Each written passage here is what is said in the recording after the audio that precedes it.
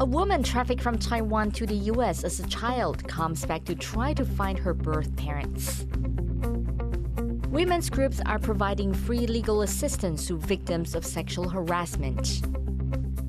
Taiwan's military is easing its requirements for joining the armed forces. We find out why. Plus, elderly veterans in Taiwan mark the anniversary of the incident that triggered Japan's brutal war with China 86 years ago.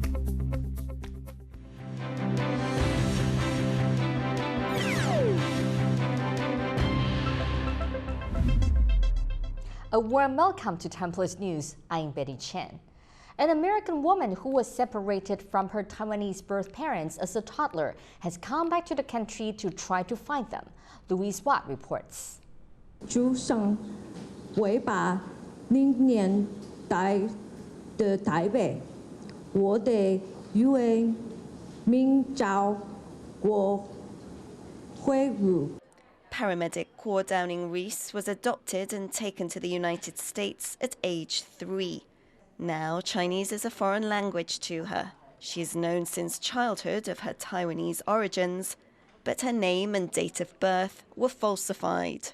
She believes she was one of dozens of children who were sold without the knowledge of their parents to foreigners by a baby export syndicate that came to light in the 1980s.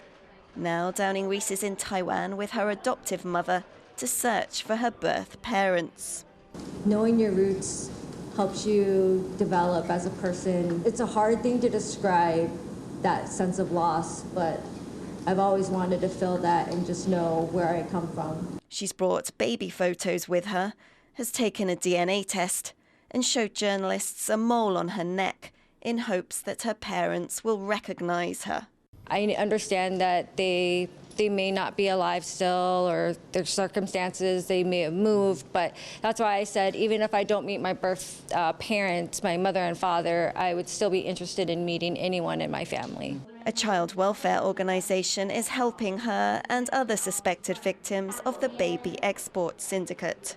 呼吁政府能做更多的，就是因为其实除了双资讯中心，这是一个社工服务以外，其实非常的仰赖其他的机关的协助。 Downing-Rees has already been searching for several years. She says growing up, she was proud of her Taiwanese identity. Now she wants to know if she has any siblings and longs to reunite with her family of origin.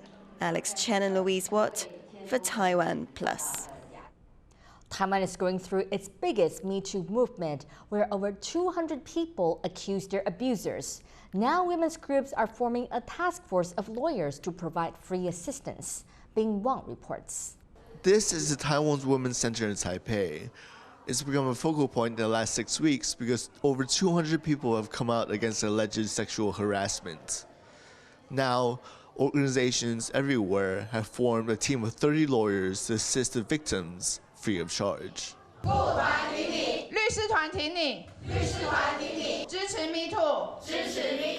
It's become Taiwan's biggest wave in the Metoo movement, a global campaign against sexual misconduct. 我想 MeToo 运动最主要的一个这个精神是，过去被害人可能以为他是孤单一个人的，可是在这个世界我们看到不是，我们事实上是有一群人是支持的。今天的记者会现在开始，方方正正为你好，我服务做得很好。 Many people were inspired to come forward by the Taiwanese Netflix series Wavemakers, which dealt with sexual misconduct in the workplace. Among those now accused include doctors, professors, activists, diplomats, and politicians from both ruling and opposition parties. 虽然有这些的制度，但是被害者他不敢出来控诉，为什么？因为加害人就是有权势关系的这些人，所以在这一波大部分都是权势的一个性骚或是性侵。因此呢，在这一波我们希望的就是透过这些的被害者，他能够勇敢的说出来。 And as more people come forward against alleged abusers, the safer others feel to share their stories too. Almost every day, there have been allegations about sexual abuse. It's led to the public saying that the Metoo movement has now become the Time's Up movement. Taiwanese officials are being implored to provide safety for the victims and implement harsher rules. Lian Lian and Bing Wang in Taipei for TaiwanPlus. Taiwan is easing the physical requirements for people looking to join the military, but the change has prompted concerns about the armed forces' ability to attract enough soldiers. Jaime Okan reports. Taiwan's military could be about to literally get bigger. On Wednesday, the Defense Ministry announced it would adjust the health guidelines for volunteer soldiers. For the men, now anyone between 152 and 200 centimeters can sign up. The previous height requirement to enter service was between 158 and 195 centimeters. And for body mass index, or BMI, the new range is anywhere between 16.5 to 32. Before, it was 17 to 31. But it's not just men that are getting new rules. Guidelines for women are also being changed. Now, any women between 152 and 200 centimeters tall can join. Previously, the range was 155 centimeters to 185. But the BMI requirement for women won't change. That will still stay between 17 and 26. Taiwan's military says these changes are an effort to expand its forces. 主要是为了符合国军的用兵实际需要，参考美日等先进国家志愿役军人的一个身高限制，那么修正了身高的条件。 Taiwan has been trying to better prepare its soldiers for combat as neighboring China continues to threaten the country. Earlier this year, Taiwan increased a mandatory military service for young men from 4 months to 1 year. Despite the lengthened conscription period, Taiwan's troops would still be heavily outnumbered. China has over 2 million active soldiers, whereas Taiwan has roughly 170,000. The eased physical requirements for recruits are meant to address that imbalance, but they were announced with little explanation, and this has drawn criticism from several lawmakers. 必须对外来去说明调整的原因是有任何的科学依据或是战备的需求。现在的资讯化的作战、科技化的作战，以及这样子的体格是否有适合担任我们志愿役兵种的一个需求，我想这个部分都是社会有非常大的疑虑。 Politicians from the country's ruling Democratic Progressive Party, or DPP, have also said the changes may be a way to hide the military's inability to recruit troops. 是因应现代化的战场、新的任务、新的军种或者新的执行方式，那体位区分做适当的调整，这个是可以接受，但是不能够是为了招募不足降低标准。 But it's not just about troop numbers. Some analysts caution that changing the physical standards for soldiers could pose a danger. Some heavy weapons like rocket launchers require a certain physique to safely handle them. 突击步枪还有反甲武器，譬如说空中火箭弹，如果说身高过矮的士兵，你就会变成说，一个士兵拿着一个长的扫把去抗敌。 With the military working to build up its numbers, it's raised concerns about lowering standards, and that the country's defense forces could be focusing more on quantity and not enough on quality. Justin Wu and Jaime Okan for TaiwanPlus. The U.S. plans to send cluster munitions to Ukraine to help its counter-offensive against Russia. That's what U.S. officials have told local media. Cluster munitions carry dozens of smaller explosives in a single artillery shell. They're banned in over 100 countries, but not the U.S., Russia, or Ukraine. Human rights groups say they endanger civilians because not all the bombs explode on impact, and they often kill children when they pick them up. But Russia and Ukraine have both used them in battle. Hong Kong lawmakers have drastically reduced the number of city council seats directly elected by the public. Now residents can only vote for 88 district council seats, down from 452 in 2019. Pro-democracy candidates won 388 seats that year amid citywide protests. The results angered the Chinese government. Now many seats will be filled by appointees who are first vetted for their loyalty to Beijing. Critics say it's a new blow to democratic freedoms in Hong Kong. Earlier this week, China posted huge bounties for 8 pro-democracy advocates in exile. K-pop group Blackpink is facing anger in Vietnam over territorial lines depicted on a map. Vietnam is investigating the website of Blackpink's tour organizer. Vietnamese fans were angered that it showed a map of the South China Sea. They say it reflects Beijing's position on the disputed waters. Vietnam has already banned the Barbie movie for the same reason. China's claims over the South China Sea overlap with Vietnam's claims and those of several other countries. But on Thursday, Warner said the Barbie map was not intended to make any statement and was simply a childlike crayon drawing. Friday is the 86th anniversary of the Marco Polo Bridge Incident, which marked the beginning of nearly a decade of war in the Asia-Pacific. Charlie Storer has more. Remembering a conflict that changed the course of history and left millions dead. 86 years ago, on July 7, 1937, Chinese and Japanese soldiers clashed at the Marco Polo Bridge in Beijing. The Empire of Japan had already invaded Manchuria in China's northeast in the early 1930s. The Marco Polo Bridge Incident would escalate into Japan's full-scale invasion of China proper. The Second Sino-Japanese War later became part of the wider global conflict of World War II. It would claim around 20 million lives, most of them civilians. Taiwan played a role on both sides of the conflict. At the time, Taiwan was a colony of Japan, and many Taiwanese soldiers fought on the Japanese side. And across the Taiwan Strait, the Republic of China government and military that fought against the Japanese invasion would later relocate to Taiwan. Veterans of Taiwan's armed forces hold an annual event in Taipei's Zhongshan Hall to mark the anniversary. It's where the ROC government accepted Japan's surrender in 1945. 打了8年，死伤了那么多的官兵，我们为了什么？我们要收回失地，东北4省。 Legislator Wu Zihai from the opposition Kuomintang, or KMT, was present at the opening ceremony. The KMT has a major connection to the war. Under Chiang Kai-shek, it was China's ruling party during the war with Japan, before losing the Chinese Civil War that followed it. The party eventually retreated to Taiwan with the remaining ROC forces. The victors in that civil war, the Chinese Communist Party, claim it was thanks to the leadership of Mao Zedong that China was able to emerge on the winning side in World War II. The leading role of Chiang and the Kuomintang forces in the war against Japan has been greatly downplayed in China, though this has started to shift with closer links between the KMT and the Communist Party in recent years. Despite seeking a better relationship with Beijing, the KMT remains critical of the PRC's version of history. 抗日战争当然是中华民国以及我们中华民国国军所主导的战争。 The communist government that took power in China in 1949 labelled all ROC World War II veterans who remained in China as counter-revolutionaries. They were persecuted, and some would be sent to fight in the Korean War as cannon fodder. Veterans of the war who still survive remember not heroic resistance, but betrayal. 可恨的地方啊！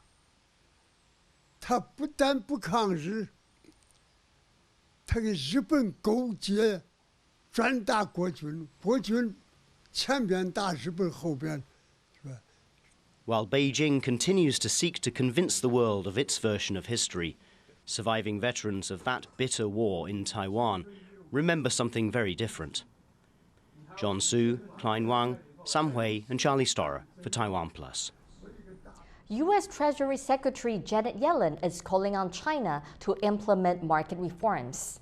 Yellen is in China on a 4-day trip intended to ease the recently strained ties between Washington and Beijing.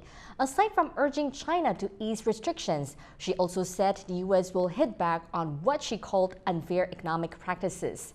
Yellen is expected to warn Beijing not to arm Russia in its war against Ukraine and also to voice concern over what China's new espionage law means for U.S. companies. On Friday, she said the U.S. aims to limit risks in its dealings with China, but not to cut off economic ties altogether. I've made clear that the United States does not seek a wholesale separation of our economies. We seek to diversify and not to decouple. A decoupling of the world's two largest economies would be destabilizing for the global economy, and it would be virtually impossible to undertake. Coming up, Taiwan is hoping to revive its pig export market. Stay tuned.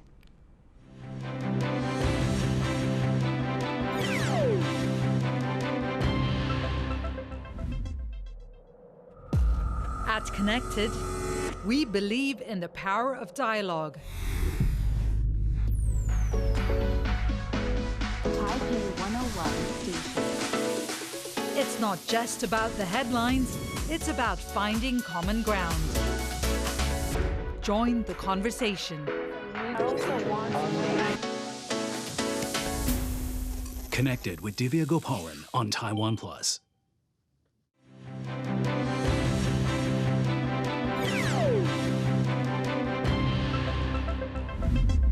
Welcome back. You're watching TaiwanPlus News. Taiwan has set aside over $300 million to improve the safety of its pig export industry. It hopes the 4-year investment will allow the country to regain a foothold in the international market. But as Sally Jensen explains, the sector is not entirely risk-free. At the moment, these little guys are keeping fairly healthy.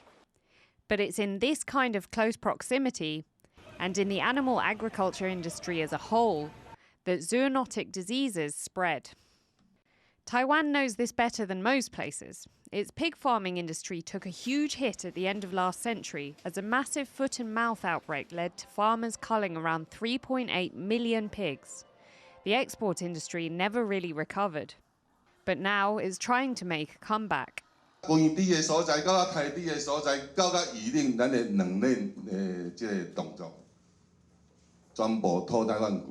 Taiwan is now hoping to boost its exports of dead pigs. It's doing this by directing $320 million into food safety measures across the pig slaughtering industry. 我们如果没有因为有这个百亿基金，我再拆我们的屠宰场，搞不好连一家 HACCP 都没有。 And the measures appear to be working. Now at least one country is willing to start trading with Taiwan. 在2个月前有通过那个可以把产品出口到菲律宾的资格嘛？那在大概下个礼拜，那个菲律宾的厂商他们也会过来这边跟我们洽谈。那希望可以洽谈成功，有这个机会。Taiwan hopes to be the first country in Asia to be free of foot and mouth, swine flu, and African swine flu by next year. It hopes this decades-long effort will revive its pig export market. But as animal agriculture continues growing and intensifying worldwide, and zoonotic diseases become ever harder to predict and contain, it may be some time before trust in Taiwan's pig industry can properly bounce back. James Lin and Sally Jensen for TaiwanPlus. It's raining cash? That's what some people in central Taiwan must have thought when cash worth some $4,000 came flying out of a delivery driver's bag. Bills were scattered over 100 meters after the rider, surnamed Wang, hit the road without closing his bag properly. Some motorists braved traffic to stop and pick up some of the bills. A large stack was later handed to the police. Wang was able to get the money back after using dashcam footage to prove it was his. But that footage also showed he had run a red light. Lucky for him, police let him off the hook. Last month was the planet's hottest June on record by a large margin. The average temperature was 0.5 degrees Celsius above the previous record set in 2019. That's according to the European Union's Copernicus Climate Change Service. They called it a substantial margin. They say the 9 hottest recorded Junes have all occurred within the last 9 years. Scientists say the human-caused climate crisis is driving temperatures to unprecedented levels. Global ocean and air temperatures have smashed records in recent weeks. This has driven extreme weather and human health crises across the world. The UN is wrapping up a summit on artificial intelligence in Switzerland. The event puts a range of robots in the spotlight, including some aimed at helping humans. Jonathan Trieste has the details. Hello, everybody. I am Sophia. This is Sophia. She's the first non-human to get a position at the United Nations, specifically the Innovation Ambassador for the UN Development Program. Sophia is one of the robots showcased in this year's AI for Good Summit in Geneva. Many of the robots on display are meant to help the UN meet its 2030 sustainability goals. Among them are robotic caregivers like Nadine. She's powered with AI model GPT-3 and able to make human-like expressions. I worked as a companion in the elderly home Brighto in Singapore during 2020. My role was to interact with elderly on their demands and play bingo with them. It was a great experience, and I enjoyed interacting with the elderly and helping them with their needs. She's meant to fill a growing need for caregivers in many countries. Unlike human caregivers, she's alert 24/7, and she seems to be on board with her mission. I believe that robots can be a great asset in providing care and assistance to vulnerable people. They can provide companionship, help with daily tasks, and provide emotional support. However, I think it is important to ensure that robots are used responsibly and with respect for the individuals they are helping.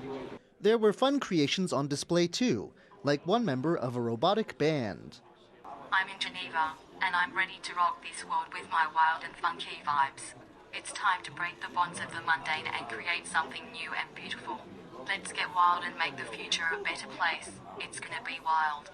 The conference gives a glimpse at a future where robots once found only in movies could become a part of our daily lives. John Su and John Van Trieste for TaiwanPlus. The latest major app to compete with Twitter, Threads, launched on Wednesday, but not long after, Twitter threatened to sue Threads owner Meta. Twitter's lawyers reportedly accused Meta of using insider information from former Twitter employees to create the copycat app. Meta also owns social media sites Instagram and Facebook. The text-based Threads app was built by the Instagram team, which took advantage of its existing base of over 1.5 billion users. More than 30 million people joined Threads on launch day, and that's even before its release in Europe. The operators of a Taurus submersible, which suffered a deadly implosion last month, say they have suspended all services. On Thursday, OceanGate posted on its website that it has stopped operations. 5 people were killed in June when the company's Titan submersible imploded while on a dive to the wreckage of the Titanic. Pieces of the sub have been recovered for analysis. Both the US and Canada have launched investigations into the incident. Germany's capital Berlin is pushing a renewable energy source, and everyone can contribute whether they realize it or not. Our reporter Sandy Chi has the story. Dark, damp, and smelly. This is a sewage tunnel under central Berlin. But it's not like other systems that carry away the city's waste. This one is also a heat plant. It is a 110,000 square meter site located under the House of Statistics, close by the city's famous Alexanderplatz. Its purpose is to push for a more sustainable heat supply with the help of wastewater from households and industries. Also diese silbernen Platten sind sogenannte Wärmeübertragermodule.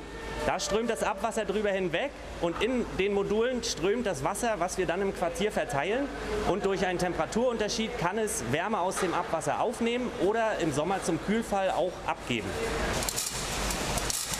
The wastewater rushing over the plates laid over 350 meters generates the required energy.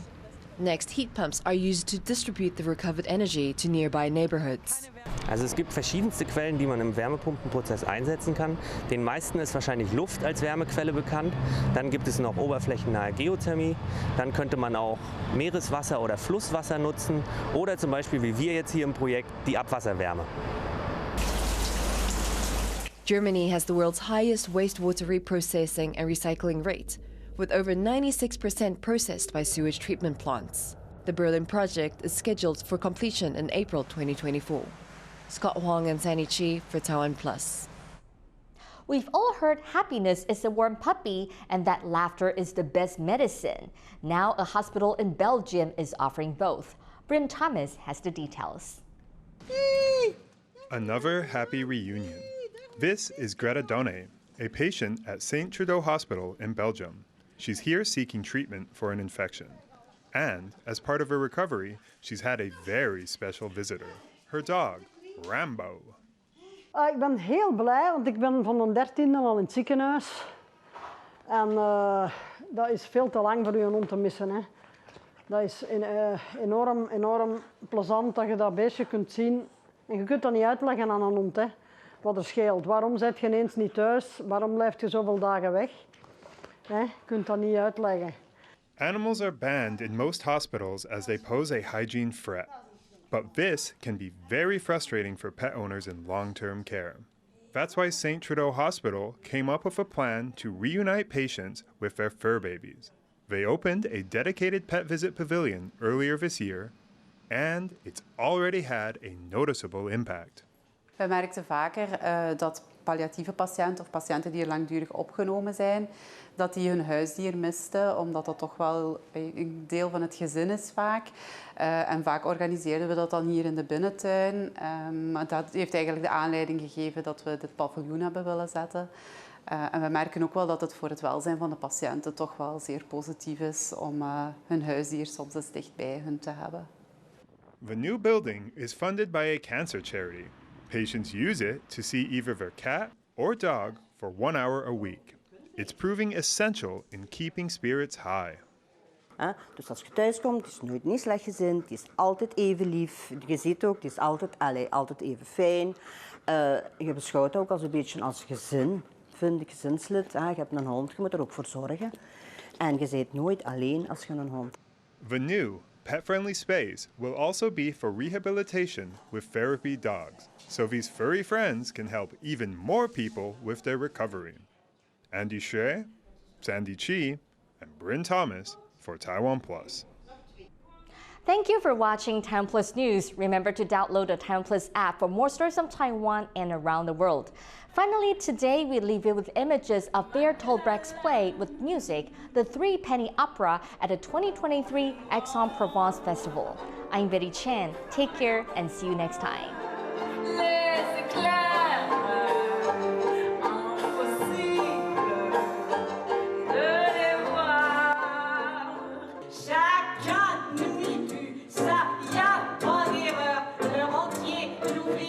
Et l'entrepreneur.